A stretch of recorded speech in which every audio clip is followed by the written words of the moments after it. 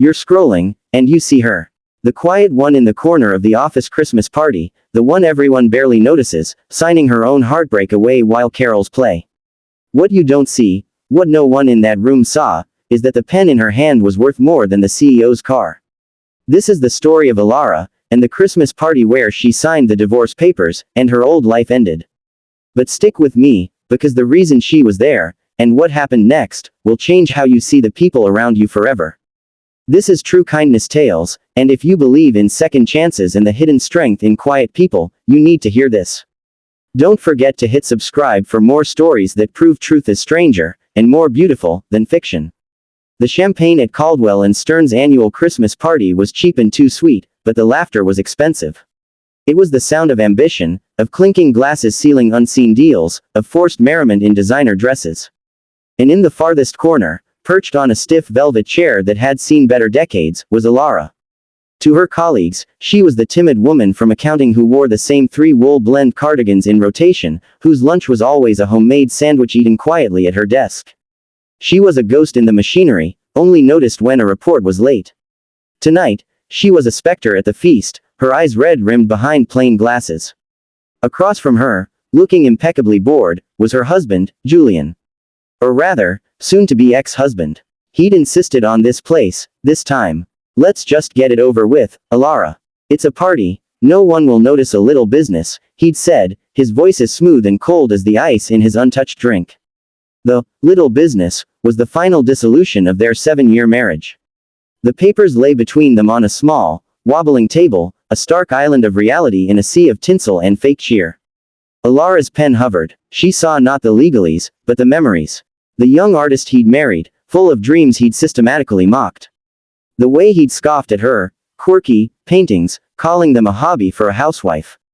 How he'd taken charge of their meager finances, never knowing the truth, that the trust fund from her grandfather, the one she'd refused to touch out of a desire for a real, unburdened life, had ballooned into a fortune. She'd kept it secret, first as a test of love, then as a shield. She saw the lonely nights in their cavernous, cold apartment, him working late, her secretly managing a billion-dollar philanthropic empire from a locked tablet, finding more kinship with suffering strangers than the man sharing her bed. A burst of laughter erupted from the center of the room. Jessica from marketing, the office queen bee, was holding court, shooting a pitying glance at Alara. Poor thing, Jessica's look said. Probably signing some loan papers. Must be so hard to be that plain, that poor. If only they knew. The single teardrop that fell onto the signature line was not just for the failed marriage, but for the crushing weight of her own pretense. She signed, Alara Vance, with a shaky hand, the name that was worth nothing to these people, and everything in the silent, powerful world she inhabited alone. Julian snatched the document, a triumphant gleam in his eye, believing he'd freed himself from a burden. He didn't wait, melting into the crowd, already texting on his phone. Alara sat, utterly alone, the noise of the party muffled as if she were underwater. She was free, but she was also empty. A billionaire in a 5-year-old dress, with nowhere to call home. For a long moment, Alara didn't move. The signed paper was gone, a physical weight lifted but replaced by a profound, echoing hollowness. She watched Julian clap the CEO, Mr. Stern, on the back, already networking his way into his new, unmarried future. She saw her coworkers, the ones who'd never invited her for coffee, who'd talked over her in meetings, oblivious. She was about to slip out, to vanish into the snowy night and into her other life, when fate, in the form of a clumsy intern and an overloaded tray of desserts, intervened. A loud crash, a shriek, and a tide of chocolate mousse and shattered glass cascaded over the back of Mr. Stern's expensive suit, and worse, over the sleek server, a young woman named Chloe. The room fell silent, then tittered with nervous laughter. Chloe, mortified, covered in dessert and on the verge of tears, was being publicly berated by a crimson-faced Mr. Stern. Clumsy idiot. This is Armani. Do you have any idea? You're finished here. Something in Alara snapped. She knew Chloe. A kind-eyed art student working part-time, who'd once shown Alara a sketch of the office skyline, whispering about her dreams. Alara had seen herself in that young, hopeful face. Before she could think, she was moving. She walked deliberately to the center of the room, all eyes now on the strange spectacle. She ignored Stern, kneeling beside Chloe and using her own napkin to gently wipe mousse from the girl's hands. Are you hurt? Alara asked, her voice clear, carrying a quiet authority no one had ever heard. Mr. Stern spluttered. Alara, get back to your, whatever. This doesn't concern you. Alara stood. She looked at Stern, then at the ring of watching faces. The invisible woman was suddenly, terribly visible. The years of silence, of being overlooked, of swallowing Julian's condescension and her colleagues' indifference, coalesced into a steely calm. It concerns me, she said, her voice low but piercing, when I watch a bully humiliate a young woman over a spilled dessert and a replaceable suit. A gasp rippled through the crowd. Julian stared, his mouth agape. You're fired, Stern roared, pointing at Chloe, then at Alara.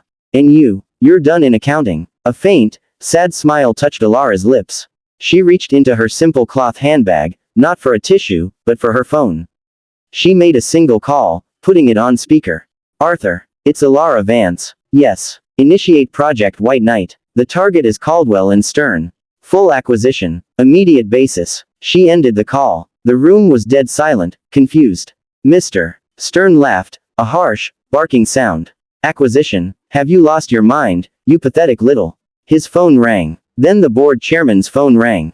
Then 5 other senior partners' phones rang, a chorus of impending doom. As they answered, their faces drained of color. Alara turned to Chloe. Your student loans are paid. And you have a full-ride scholarship to any art school you choose. Consider it an apology for tonight's unpleasantness. The tears on Alara's cheeks now were not of sorrow, but of a long-suppressed power finally, gently, being unleashed. Chaos, beautiful and silent, ensued.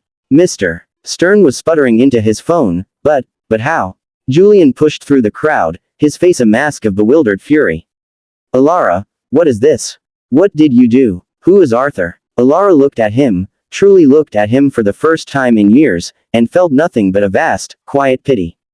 Arthur is the manager of my family's office, Julian. The one you never asked about because you assumed my family was as mediocre as you thought I was. She addressed the room, her voice now warm, filling the space. By Monday, this firm will be under new management. A management that values kindness over cruelty, and people over profit margins. Your jobs are safe, for now. But there will be changes. Starting with a new HR department and a mandatory ethics workshop. She walked towards the door, her old cardigan suddenly looking like a choice, not a compromise. Julian grabbed her arm. You're a billionaire. His whisper was desperate, greedy. All this time, Alara, we can fix this. It was a mistake. She removed his hand. The only mistake was mine, Julian. Believing that to be loved, I had to be small. The divorce is final. My lawyer will be in touch about the settlement. You'll get exactly what the prenup states, which is what you came into the marriage with. Nothing more. The justice of it was crystalline. At the door, she turned. Not to the stunned executives, but to the servers, the interns, the junior staff huddled by the wall. For the rest of you, she announced, the party is on me. A real party. Catering from the Laurent, and a bonus equal to a month's salary in your accounts tonight. A stunned cheer erupted from them, a real one, full of joy and shock. Outside, snow fell on the silent city. Alara breathed in the cold, free air. She pulled out her phone again, pulling up the architectural plans she'd secretly been cherishing.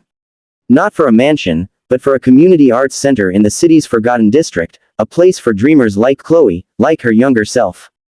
The tears were gone. In their place was a serene determination. Her hidden wealth was never a secret to be kept, but a tool to be used. And her kindness was never a weakness, but a strength she was finally ready to wield in the light. She got into a waiting town car, not a flashy limo, but comfortable and warm. Where to, Ms. Vance? The driver asked. Alara smiled, looking out at the twinkling Christmas lights. Home, Arthur. And tomorrow, we begin. Alara's story reminds us that the quietest people often hold the deepest strength, and that true kindness isn't about how much you have, but about seeing the humanity in others when no one else does. Her Christmas party ended a life of hiding, and began a life of purpose. If this story moved you, if you believe in the power of kindness and stunning second acts, show us by hitting that subscribe button and ringing the notification bell. We share stories like Alara's every week here on True Kindness Tales. Because everyone has a story. And the best ones are true.